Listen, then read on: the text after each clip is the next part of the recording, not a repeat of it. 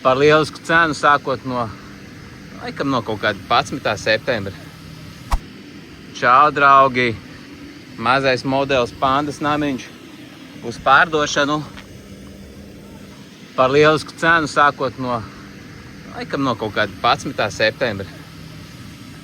Mazais modelis, izmērs tāds un tāds, tā specifikācijā pie apraksta. Iekšā ir grozs, iekšā ir šķēršļi. Bišķi noguruši, tikko ieslēgts. Iekšā ir šķēršļi. Šāda žirafe. Un vēl viena žirafe, kurai var izlikt cauri. Bērniem patīk. Ir, protams, ka slīdkalniņš. Slīdkalniņa nobrauciens. Un kas vēl forši, šim modelim ir arī basketbola grozs. Tā kā ļoti populārs priekš jauniešiem, kuriem patīk spēlēs ar bumbu. Un arī ķerens, jo šeit diezgan ir, jāsaka godīgi, viņam patīk skriet pret spalvu. Es to nerekomendēju darīt. Principā tīklojums, kā parasti lēkājumā zona, šķēršļi, trepes uz slīdkalniņu un augšā ir namiņš.